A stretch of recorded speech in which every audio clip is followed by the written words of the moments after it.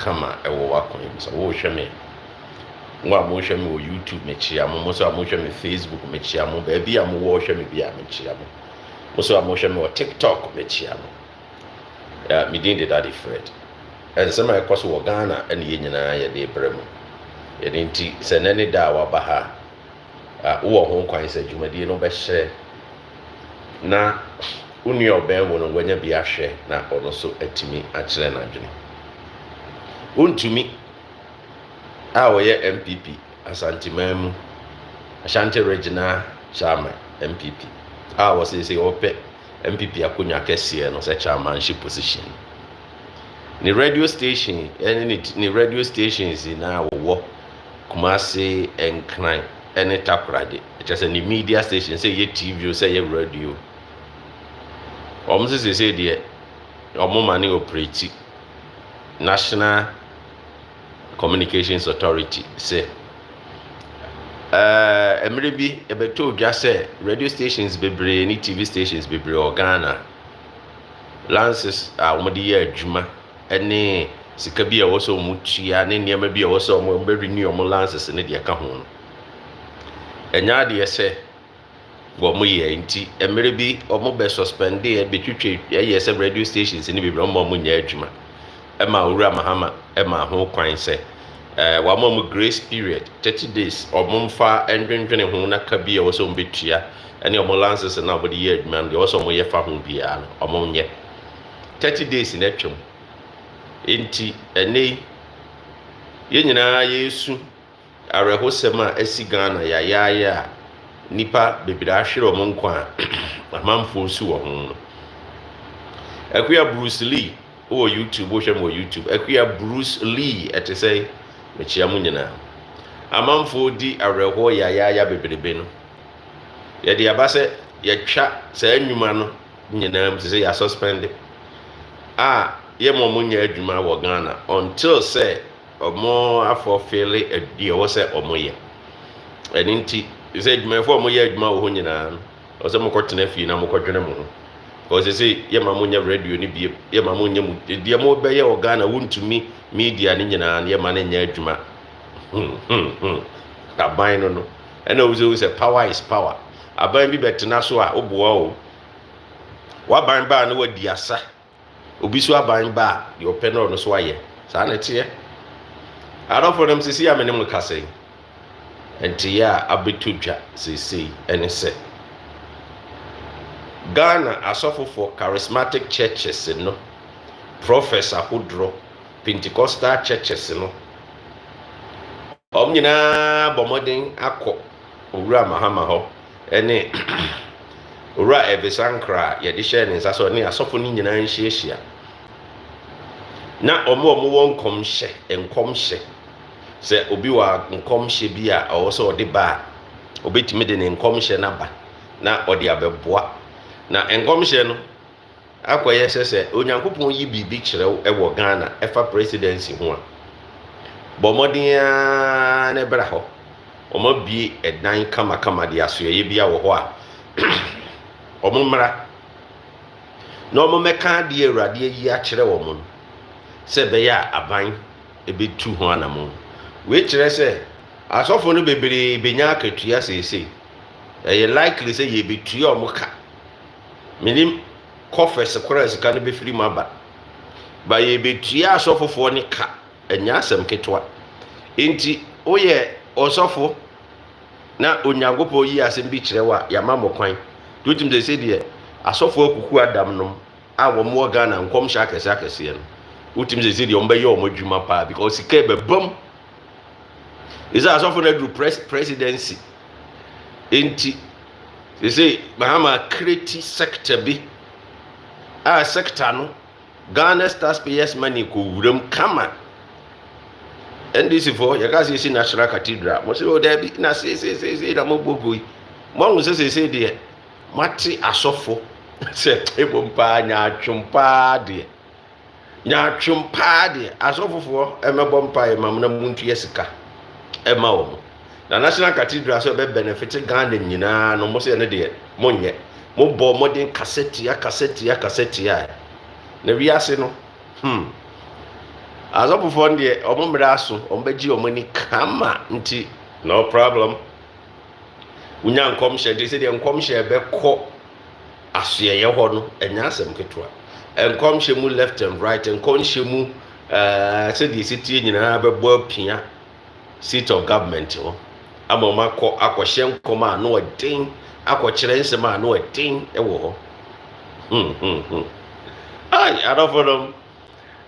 Those watching me on YouTube, thank you very much for being there. And those on TikTok, thank you very much for being on TikTok. And there are so many people watching me on Facebook, but you don't see the numbers. You don't even see them. You don't see that this person is watching. But it's unfortunate. You see, this issue I've been talking about a long time. And it seems something is happening on Facebook page, the announcer newspaper on Facebook. And it is clear. I've been asking the authorities, those involved, those particularly, writing a lot of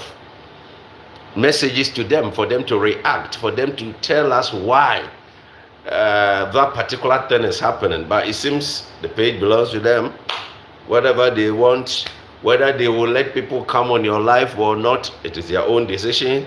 They have a right to restrict you at any time, which is being completely unfair, because everyone has a right to express himself. But it shouldn't be like selectiveness. There are some people, they'll be having right to talk and talk and talk and talk. They allow, push it, recommend it, allow people to hear, see their videos, go to their feeds and other things. But you, when you come on live to do program, strategically manipulative tactics, censorship or something, and they bring you down to the extent that they discourage you. They don't want people to even hear about what you are talking about. But you see, it's very much appreciable to myself. But if you see something or if you notice something, you have to voice it out. That is why I've been advising you all the time that you don't need to sit aloof without reacting when the need arises. When you see that something is not going on positively, talk about it. If you are being restricted at different locations, talk about it. Because your voice is very important. It will help regulative authority to find out that why is this particular page being restricted or being manipulated or being censored. Is it because of certain, usually it's giving idea for people to know exactly what is transpiring over there. Because under normal circumstances, if you have a page, there is a quota, but they allow everyone to have opportunity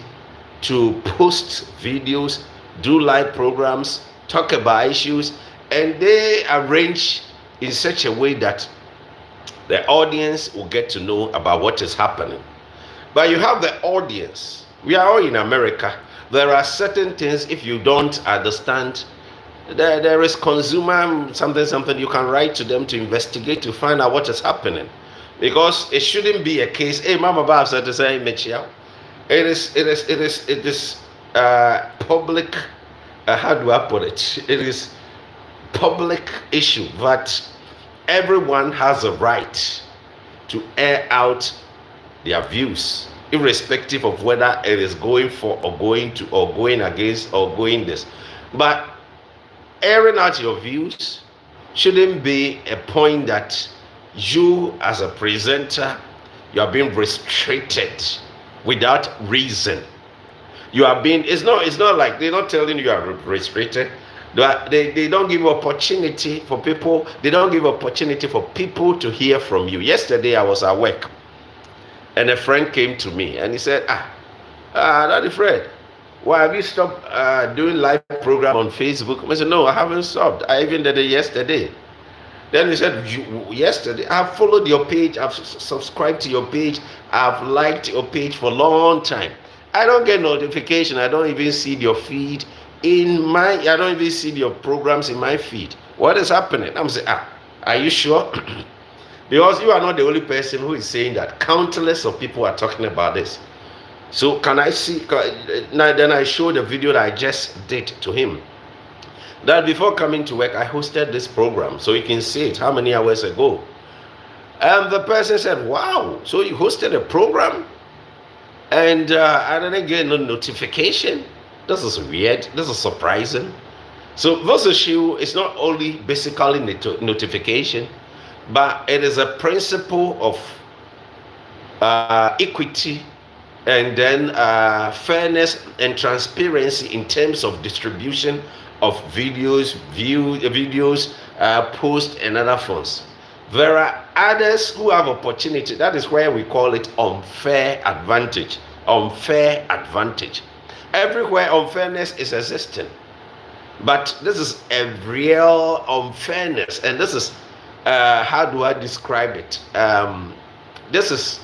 a clear that you can, it's very obvious that you can see it. And those things,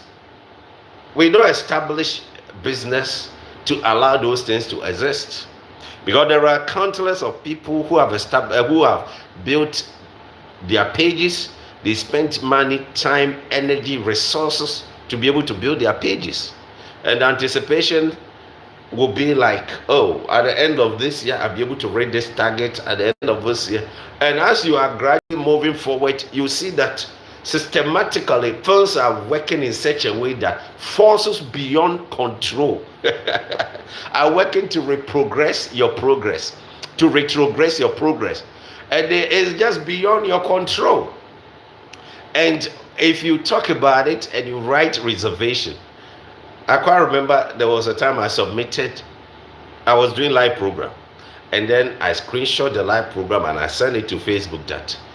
I have more than 500,000 followers. Previously, this is not how the page performs. And it is like my audience are complaining that they don't get notification. They don't understand why. And you see, I made it clear. So I've submitted it to them. I screenshot it, sent it. I got notification that a ticket has been created for my consent. I wrote back to them and I said, oh, I haven't received any notification. I haven't received any notification. I haven't received any ticket. I haven't received any view. I haven't received any message. Up till now, nothing has been said about it. And I'm seeing that the problem is not solved. But under normal circumstances, we call something customer relation. When you have a concern, and you address your concern, and you talk about your concern, at least they give you a ticket, and then they give you a number, and then they give you time frame they will address your concern. So when they address the concern, they come back to you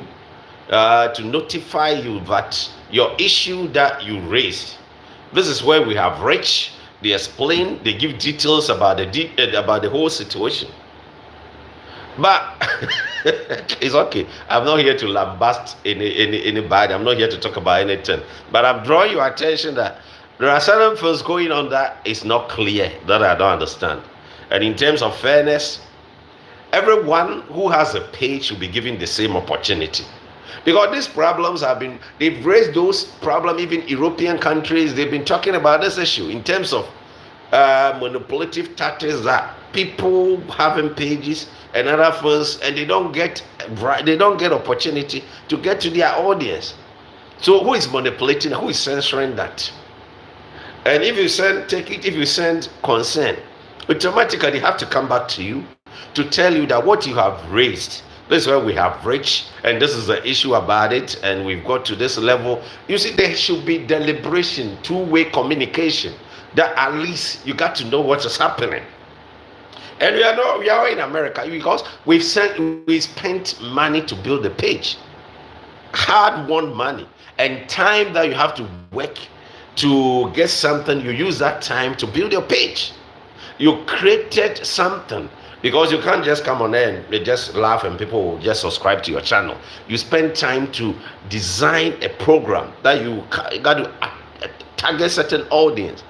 And after your audience have been so great to the extent that they don't even care about how you're able to build the audience. But now that you've got the audience, you are being censored. You are being restricted. The audience are not getting your video. They are not getting anything. They are not receiving anything. Is it right like that? And that is where I'm voicing it out. Because you see, me, I'm not a person that will be sitting down for a certain group of people to gag me for no reason. I'm very articulate in terms of expressing myself. I'll voice out, verbalize my concern in such a way that the whole world will hear about it. And we have so many institutions that you can write your concern for them to investigate. And so far as whatever you are doing is legal, whatever you are doing is official, you can write official to certain places, a consumer to say that, no, I don't understand. And you give references, you attach certain things, and you let them investigate. So that at least if one person stands up to say that this is not right, at least it will help corrective measures. That's all. So I won't go into details. Wherever I think I have to bring it out, I'll make sure they will resolve my problem for me. But anyway, let us talk about issue. So say, aban Ghana aban ayɛ nhyehyɛeɛ. Ne nhyehyɛeɛ a wayɛ nyinaa ne sɛ, ɔse nsɔre a wɔwɔ Ghana, asɔfofoɔ a wɔwɔ Ghana, mo ho hia wɔ ɔman no mu. Na mo ho hia ne sɛ, seesei ɔman biara bɛgyina a yɛ a na mpaebɔ ho hia. Mo mpaebɔ a mobɛbɔ de aboa ɔman no ama ɔman no atu mpɔn no ho hia. Ɛna Onyankopɔn a wɔbɛyi nneɛma akyerɛ mo, Onyankopɔn saa nneɛma no so ho hia. Ɛno nti Onyankopɔn bɛyi nneɛma bebree de akyerɛ mo. Na ɛne sɛ oyi biribi kyerɛ mo na mo hu a, mommra na mommɛbɔ yamaneɛ. Asɛm a Ghana aban aka no. Mommra na mommɛbɔ yamaneɛ. Mommɛbɔ aban yamaneɛ na aban nyɛ nhyehyɛeɛ mfa ho. Te sɛ wabie gate na to. Sɛ asɔfofoɔ emu asɔfo papa ne atrofoɔ diifoɔ no. Te sɛ deɛ Jubilee House wɔmɛkɔ anɔpa awia anwummerɛ. Because abere bia obiara bɛnya nkɔmhyɛ. Abere bia obiara bɛnya nkɔmhyɛ. Enti yɛn calculate prophet, fake prophets ne ɔmo nye fake prophets ɛwɔ Ghana. Asɛm ba obiara wɔ kwan yɛ Nyankopɔn bɛyi asɛm akyerɛ no. Ɛna bebree so yɛ business. Wɔn sa ebinom yɛ business. Enti abayam open this opportunity we ya mom no. Afei ne binom bɛnya adagye nya mmerɛ. Every 2 minutes bia obi bɛnya nkɔmhyɛ. Na wo pa no wa mpɛ nkɔmhyɛ abɛda didi. Nkɔmhyɛ ne bɛba te sɛ adeɛ bi. Ɛkɔ na abɛhu sɛ wɔwu sɛ wiase na no mu nsɛm no menhu sɛ de mention describe no. Emu nsɛm na yɛ bibibi. Arewa si ɛwɔ Ghana as I say amanfoɔ rɛ ahyɛ aseɛ ɛkɔ down kakra. Because ɛnkɔ down kakra nka National Communications Authority o issue statement sɛ adwuma bi wɔ hɔ a ɔmo nya adwuma bi because ɔmo follow it. Nti sɛ deɛ Ghana system na hyɛ aseɛ yɛ adwuma. Ayisɛm no ɛno so ɛwɔ nkyɛn na system no so yɛ adwuma. Na adɔfo no yɛnhwɛ asɔfofoɔ no Evisankra, they were a very nice gentleman. Inti ono de obama didi kama. Oma bu ni agonde say sika no be fa. Say sika be fa asɔfofoɔ no side no. Minim accountability no say ne be say because Mahamba de bosumi nsia si sorry dan ko a edu ama na sorry a woko Assemblies of God. Yenim se sika wodi si asori dime ni sorry dime akoma edu no se eye Ghana sika se ye ono ani sika se firi he yenim bosumi nsia obedi akonya a mo se Ghana yedin mo se niema nkoyi na do National Cathedral wa anya ne de ende na do so se no kɔ asori o enti ko betimi de asi ono se betimi asi sorry dime ama na sorry a wokɔ but ɔse Ghana nation ni nyina benefit. Enti no yes osi National Cathedral e dia ma oman no. Na eya nkramofo betima bam, akomfo betima bam, asofofo betima bam eye oman no cathedral. Te say de oba Washington na ye o cathedral wo ho, o National Cathedral. Asem bia ba mo betim nyina akohia wo ho. Eno no eye oman ni nyina dia. NDC amanya betena so eye Mahama aban. Ono de anya no na oyo. What's in a sorry a walk aban se na sorry a walk no. Or be man a sorry a benefit. It is a sorry a benefit crown na sorry a walk. What seems sorry dan kwa e do. Bosu means ya. E dia man a sorry a walk. na kyerɛ sɛ nyɛ asɛm ketewa o ɛno na ɔmo se ɔmo so yɛ prophets ɛwɔ Ghana prophetic prophets ahodoɔ ɛwɔ Ghana so ayɛ sɛ daabi obi ndidi ɛma obi nhuhu ma obi nkeka obi mɛtena hɔ ɛma ɛnsɔre baako mbɛ benefit na ɔmo deɛ ɔmo te hɔ na kɔm deɛ ɔmo enti as a result of that ɛneɛ nkɔmhyɛ no ɔmo bɛhyɛ paa sɛ ɔmo so am benefit a ɛneɛ da ɔmo so nte aseɛ because ɔmo bɛkae a ɛbrɛ Mahama ɛbɛpa akonnwa no ɔbɔ ɔmɔden ɛkɔ nsɔre hɔ ɛne nsɔfo kɔhyiae na ɔkɔ nsɔre hɔ ne nsɔfo kɔhyiae no ɔma nsɔre ne tee sɛ adeɛ bi kɔ so na ɔmɔmmoa no na ɔmɛnya akonnwa na ɔnni ɔmo hwambɔ enti Mahama promise nsɔre no sɛ mo kae a ɔne ɔmo hyia clergy ne henhenfo ɔne mo hyia Kumase ɛne ɔmo hyia ɛwɔ Nkran promise wɔ mo sɛ mommɔ mmɔden na mommoa me na memedi akonnwa na meba bedi akonnwa mo so mo ho bɛtɔ mo ma wo sɛ obi atwerɛ wɔ YouTube ɔse ma wukɔ so no ɔse church is better than national hall deɛ na national hall no binim national cathedral na nyɛ hall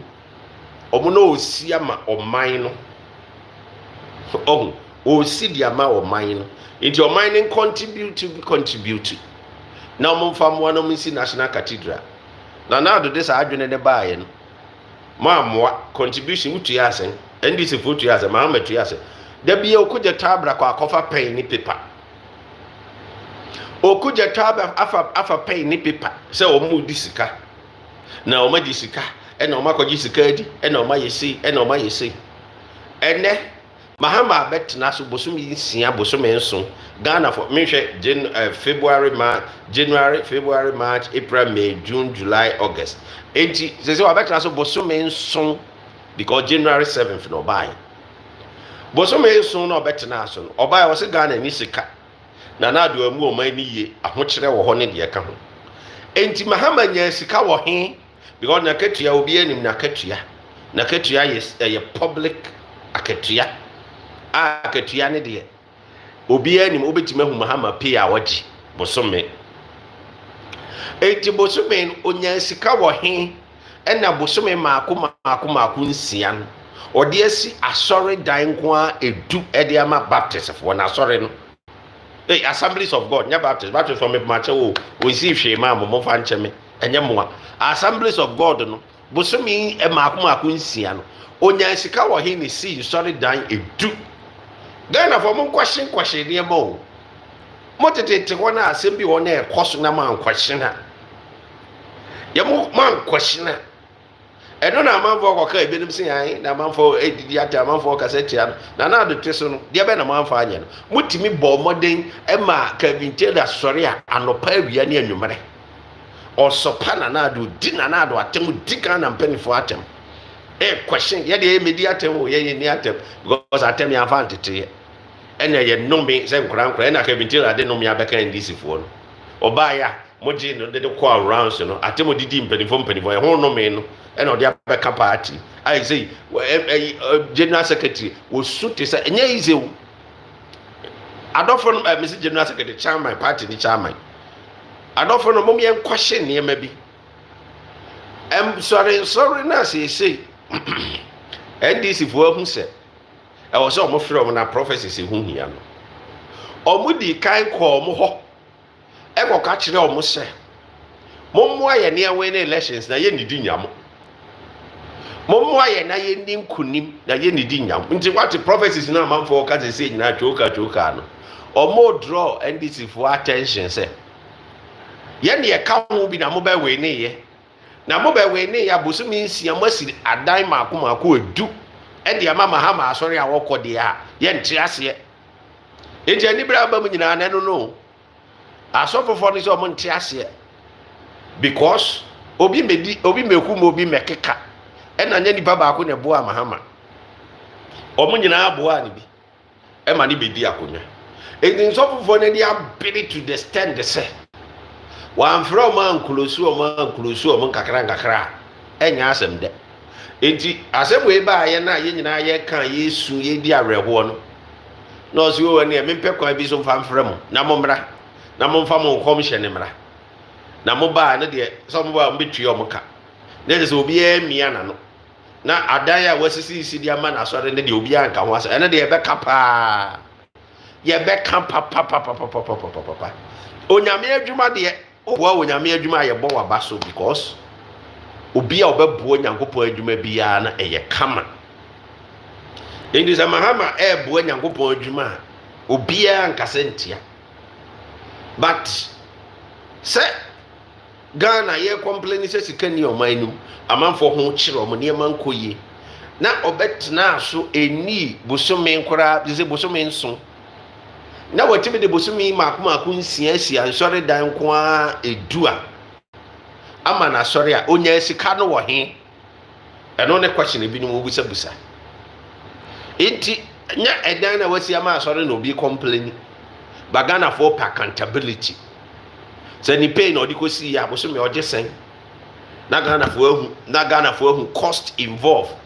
asɔre na ɔmo si yɛ no ɛka ɛwom na Ghana for ahu wei yɛ adeɛ a yɛ mathematics obiara busa ɛnyɛ adeɛ sɛ ebi a obiara kasɛte a na obiara kasɛte nyankopɔn adwuma woyɛ nyankopɔn adwuma a ɛyɛ fine woka nyankopɔn asɛm a ɛyɛ kama adeɛ a nyankopɔn adwuma a obi yɛ deɛ obi mɛka sɛ ntia sɛ wei abɛbie ɛkwan ama ebinom legitimate ɛte sɛ wobɛ sɛ ɔba so wɔ alright mɛmo aba so deɛ kɔ akoma to yɛ ma memmerɛ kakra menya nwie ni sɛ ma meka no na mɛmo aba so yɛpɛ sɛ ɛmu sɛ wobɛ legitimize ɛdan no a wakɔsisi ama na nsɔre no a adɔfo no bɔhu wiase nneɛma bi kɔ so a obi nhuhu ma obi nkeka ɛno na professor ahodoɔ no sɛ na yɛn ɛne ɛbɔ mpa yɛ ma bɛdi akonya wobɛdi akonya deɛ ayɛ de wayi ama ɛna wasɔre na wo deɛ wohwɛ wɔ mo ne ɛdeɛ ɛnyɛ deɛ ɛnɛ nnora wafrɛ ɔmo na wakorɔkorɔ mo kama ɔne ɔmo atena ase atwitwa pictures ne ɔmo abɔ nkɔmmɔ ani ɛnora deɛ ɔtum sɛ yɛde power no ma nsɔre ne paa na fɛ sɛ mahamba wɔyɛ obi a onim yɛka sɛ obi a onim nneɛma bi a yɛka ne sɛ nkora PRO work ɛne de yi sɛdeɛ esi korɔkorɔ amanfo a ɔyɛ excellent enti nsɔfofoɔ no ɔbɛdwa paa yi sɛ na kaminkyerɛ lakora watumi agyegye ne so ama no aba Ghana na yɛn ɛbɔ mpa yɛ maa na ɛdeɛ woyi ama ɛna afei wafrɛ ɔmo ne ɔmo akɔhyɛ dɛm ɛbɛzakra akɔ promise ɔmo sɛ hwɛ bi nuanom yɛni di nyamo yɛni brɛ ne mo brɛ yɛ baa mo hɔ bɛgye mpaebɔ anɔpa awia ne anwummerɛ ne yɛsi mo fie nti yɛnya ne deɛ yɛni di nyamo yɛbɛma mu bi adi kyerɛ sɛ menim sɛ wagyegye ɔmo nyinaa mo account number I don't know bosomi biara sika bɛtɔm gba edi asɔfofoɔ sɛ de ɔmo bɛdidi pɛkyɛɛ ayi no friends the prophecy no ɔmo bɛdidi pɛkyɛɛ ɛwɔ Ghana sese because sese minim ebia yɛagyegye obiara mo number yɛatwerɛtwerɛ ne NDC foɔ de ɔmo didi nyama o NDC foɔ nte sɛ MPP foɔ o enti hɔ no deɛ mɛbɔ ma ba so NDC foɔ ɔmo didi nyama da hwɛ enti prophecy na ɛkra bi ma NDC no yɛafrɛ ɔmo nyinaa akɔhyɛ dɛm sese na ni ɔma kasa sɛ sese deɛ sese deɛ nneɛma bɛkɔ yie afei na aban naba ɛdi bosome nson pɛ afei na ɔmo toto nneɛma ɛna ato rɛnkyim yaba ɛnya adeɛ sɛ ɔmo bɛyi mu ama korakora enti nsɛm a ɔmo kaa no no sena sɛ meme ma so kɔ TV information a me nsa ka nkɔmɔ ɛkɔɔ so no no enti yɛyɛ te nkyɛn a yɛsi deɛ ne ɔma kɔhyia yɛsɛ wabɛnya mpaebɔ bia wabɛnya vision bia fabra ɛnyɛ no nko na ɔmo kɔhyia ayo na ɔmo hu sɛ asɔfofoɔ no bia bua fu because ɔmo pa akonya no ɔmo ne ɔmo kɔhyia ɛna ɔmo ne ɔmo kasa yɛsɛ mo de ɔmo mmɔ mɔden na mo nsɔre ma mo ne ɔmo nkasa it is a mo kae a yɛbɛto aba no asɔfofoɔ no nyinaa asɔre dɛm campaign ɔmo yɛ ma Mahama nya asɛm ketewa ɛwɔ no ɔmo asɔre dɛm Mahama ne ɔmo hyia wɔ Kumase ne ɔmo hyia wɔ Nkran ne nyinaa mo hu bi clergies enti ɔmo nsɔre dɛm no ɛhɔ na ɔmo nyinaa kɔsɛe Nana Addo paa nsɛm a ɔmo kafa Nana Addo aban ho nya asɛm ketewa ɛkɔndɛm Nana Addo aban ebinom koraa deɛ si ayi ɔmo ayɛ papa ama Nana Addo wɔanyi ɔmo ayɛ se ɔmo asɛm kae ebinom ka nsɛm pɔtɔɔ fa no ho ɛsɛe n'aban din ɛna sɛsɛ deɛ asɛm yɛ baa yi n'ano yi atorɛnkyɛm ɛtoo Ghana a yɛhwehwɛ mu yɛnim deɛ nti yɛ baa yɛ a aban mpanimfoɔ hwehwɛ mu sɛsɛ no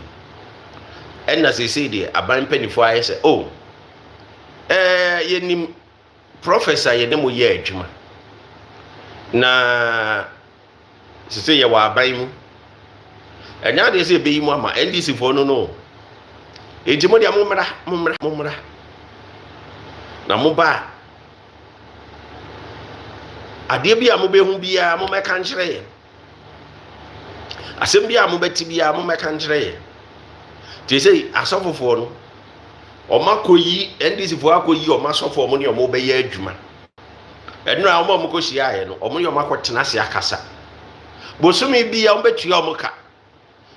so it is alleged sɛ ɔmo agyegye ɔmo nyinaa numbers ɔmo momo numbers a bosumi sika ɛbɛtɔm gban yɛbɛtua mo ka mo de mo nya prophecy bi a mo fa mmerɛ na ade yɛ ne di nyamo ɔsɛ sɛ asɔfofoɔ no mi ɔmo sɛ ebinom koraa asɔfofoɔ no bi koraa na ayɛ spokespersons yɛhyiaeɛ na yɛhyiaeɛ no ɛnkɔmɔ a yɛdiiɛ ne sɛ yɛpɛ sɛ asɛm bi a ɛbɛhu biara yɛba bɛka kyerɛ aman ba sika yɛka sɛ yɛde bɛma ɔmo no deɛ ɔma anka n'abɔnten Ebenezer Saki ade wo problem ne sɛ Ebenezer menyi wo firi mohwɛ mo YouTube wɔ so ba ɛnkasa ani atɛm mempɛ sɛ memia so sei ablɔko I don't wanna do that ɛgye ani atɛm kyerɛ w'adwene mama saa opportunity no kyerɛ w'adwene na sɛ woankyerɛ w'adwene abɛyɛ nsɛmhunu wɔ ha a ɛyɛ mimi page bɛyi wo afiri so next time ɔse go ɛne wonya nkyerɛ w'adwene ɛne ma menyi wo film sɛsi a bye bye next time woba na wabɛtwerɛ nsɛmhunu a why bye bye Ebenezer Saki no ɔwɔ ma me block ne sɛsi a mesɛ me deɛ no mercy o me block wo sɛsi a me ma wo chance no wantia ma block next time wokɔ obi page wobɛtwerɛ nyansasɛm mɛsɛ me deɛ no mercy sɛsɛ yi o mɛma kwan ama wakyerɛ w'adwene na sɛ kwan gya na mede bɛma no woba na wobɛkyerɛ w'adwene abɛdi di atɛm deɛ a ɛwɔ sɛ meyi wo firim because ɛnyɛ medi w'atɛm wona wobɛdi atɛm memɛka sɛ ntia wo wona wobɛka sɛ atia me enti I have to take you out na meyi wo firim mu koraa next time no wokɔ obi page a na wakɔ ne yɛsua nyansa afiri ho ɛyɛ simple as that ɛyɛ mɛgyegye obi aso wɔ ha o obi mehuhu ma obi nkeka te sɛ deɛ asɔfofoɔ no ani abere sɛ hwɛ adɔfo no obiara ni hɔ a ɔbɛkasa atie Nyankopɔn adwuma Onyankopɔn adwuma ɛyɛ ade pa so obi a wɔyɛ Nyankopɔn adwuma biara no ɛwɔ sɛ yɛbɔ n'aba so because Onyankopɔn wɔ kwan ɔfa so ɛkasa kyerɛ ne mma kwan ɔfa so ebiebie nneɛma bi ani ɛkyerɛ ne mma edi sɛ obi ba abɔnten na ɔyɛ Onyankopɔn adwuma ɛwɔ sɛ yɛbɔ n'aba so paa yie bɛna akɔyɛ sacrifice bebree bɛyɛ ɔmo nhyɛ dɛ nya biribi akora anya den ɛmfiri mu ɛyɛ sacrifice but the whole thing ne sɛ ebinom aboa ɛyɛ owura Mahama amana bɛdi akonnwa ɔba bɛdi akonnwa no ɔmo expect sɛ ɔmo so asetena bɛkɔ yie ɛna ɔmo hu sɛ no obɛdi akonnwa asɛ wɔyi ɔmo ama asɛ wɔn kae ɔmo asɛ ɔmo din asɛ ɔnmoa ɔmo enti if that is the case deɛ a ɔmo so bɛma no hu sɛ omo ne ma ne bi di akonya nti omo be hyehyɛ enkoma kɛse e de ahama no ene si wakɔfrɛ omo ahyɛ dem na ɔse ɔne omo akasa sɛ mo de mo mra ye bɛhwɛ mo munya nkɔmhyɛ bi a mo de mo fa mra ye bɛhwɛ mo because mo no na mo yɛ campaign ma me nti onyi mo ma nti hɔ de me se mahama ondidi mo obi ne ondidi nya obi o obɛma omo nyinaa didi kama pɛkyɛɛ nti ade de mɛba na ba so paa ye na say adɔfo no oh dear, let me reserve my comment. Say no hɔ de mɛba na ba so because we are say obi nkuku mo obi nkeka it is obi huhu a ɛwɔ so obi keka ananya sa obi huhu bo obi keka nti asɔfofo na ekohyia aye no ɔmo asɛm a ɔmo de kohyia aye no saa pɛpɛɛpɛ aha say ya me ne mo kase ɛyɛ ade a obiara wɔte obiara te ase ɛsɛ nneɛma bebree wɔ hɔ a ɛkɔ so a wɔ ɔman Ghana mu a hyɛ ase ebusabusa questions hyɛ ase ebusabusa questions paa wɔ ho sɛ wobɛtena ase na abɛmia wa no adeɛ biara na ɔmia no na wote hɔ a ɔnte ase o hyɛ ase ebusabusa questions sei asɔfofoɔ no yɛbɛsrɛ mo sei yɛ ama mo opportunity sɛ mo nya mo nkɔm hyɛ a mo nhyɛ mo wɔ mo asɔre dɛ ma bitumi ahyɛ mo nkɔm no yɛsrɛ mo a mo so mo nka hu sɛ nkɔm bebree wɔ hɔ a mo hyɛ a ebi wɔ hɔ a mo bitumi akɔhu nipa no na mo aka mo asɛm akyerɛ no mo nya abotare na biribi a wɔ sɛ mo hyɛ biara no mo dɛ mo nhyɛ mo nkɔm nanso mo nya abotare kakra na asɛm bi wɔ hɔ a mo hu sɛ kɔ public a ya na amanfoɔ yam hyehye wɔn ti mo fɛ no into consideration kakra na te sɛ the promise of makonya wɔ mahama ase yɛ no minim sɛ bɛti ministry of prophecies o sɛ deɛ I don't know they say ɔmo bɛti ministry of prophecies o sɛ deɛ minim position sɛ ɛbɛkɔ so wɔ hɔ no afei na ɔmo sɛ adwuma ɔmo yɛ ma mahama no mahama mi sɛ ɔnidi nya mo da ɔbɛmo adidi edi prophecy mo dɛ mo nka mo akoma to mo yam mo won kyerɛ mo mo ho bɛ ɔbɛma mo adidi kama that's it eti we deɛ obi wuhu ɛma obi nkeka o nti mo fa nto mo tirim MPP amanyɔkuo ɛbɛkɔ primaries ɛbɛ akɔyi presidential candidate deɛ obɛdi party n'anim ɔmo bɛkɔ akɔyi nipa a obɛdi party n'anim 2028 abatoɔ no Ghanafoɔ Nyankopɔn ato nsa afrɛ Ghanafoɔ sɛ akyerɛ Nyankopɔn ayi akyerɛ Ghanafoɔ sɛ NDC foɔ ntimi mmoa Ghana sese enti ɛwɔ sɛ MPP saa ba 2028 NDC foɔ bɛtena akonnwa so yɛnhu ade papa biara wɔ mayɛ ɛwɔ ɔman Ghana mu ade a ɔmayɛ nyinaa na yɛ ade a adɔfo no mo sɛ na yɛsɛ yɛto politics no mu kakra na yɛ ayi ni nti na yɛ nyinaa yɛ nneɛma but sɛ yɛhu sɛ system na hyɛ ase yɛ adwuma ebinom radio stations yɛsɛ yɛ ma ɔmo nyɛ adwuma ebinom na sɛ aban ahyɛ ase yɛ adwuma nti yɛsɛ deɛ obi aso tumi kyerɛ n'adwene adɔfo no MPP NDC bɛtena aso no yɛhu adeɛ bia ɔmo ayɛ no bosome nson yi ɛwɔ sɛ Ghana fo ka sɛ bosome nson deɛ ɔmba yɛ ɔmo ayɛ adeɛ papa nti no problem amanfoɔ ho kyerɛ ɔmo wɔ Ghana pa bottom ahwe amanfoɔ complain ɛno nti sɛ deɛ MPP ɛsa aba 2028 mate aseɛ nana ahema kese bo atete sɛ nana mekyia bebree nana mete wo nka akyɛ nana sɛ deɛ yɛama asɔfofoɔ no ɔmo bo amahama no yɛama ɔmo aba Jubilee House wɔ ɔmo bɛhyia Evesankra te sɛ yɛbɛtua ɔmo kapaa bosumi bi sika bɛtɔ ɔmo account so enti ɔmo bɛyɛ adwuma sɛ deɛ ɔmo bɛdi post ɔmo na ɛbɛdi post no ɛnyɛ easy but wo yɛ member no so biem MPP ko yi obi a ɔbɛda party na no sei ɛyɛ abra ɛwɔ sɛ mo hu sɛ 2028 no mo ba power MPP foɔ nanso munim de obetimi aboa mo amama ba power yanya ne ntiye sɛ obi dwa nanum sɛ ɔno obiara ni MPP mu a wa spend this catcher wo no obi se na wo de eti udi da ben una wo se wa spend this catcher amanfo wo de eti udi da ben me se me mpese me bobu ga bia bi de ma mtwe o se ono as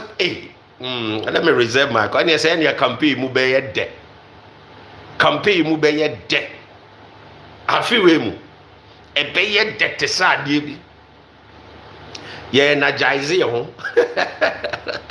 anyway MPP for ti say ba bi aduru no mu nyina mahu se Ghana for say hia MPP Ghana for ra ko omanu omo ho se omkoto aba boni we na omanu omo ho se omkoto sa aba no ti Ghana for so omo hia mo 2028 Ghana for hia mo 2028 e was say ena Ghana for hia mo anya se Ghana for kan ya na mo ba betena akonya so e was say mo ye adwumaden se be ya mo betime nya sa opportunity no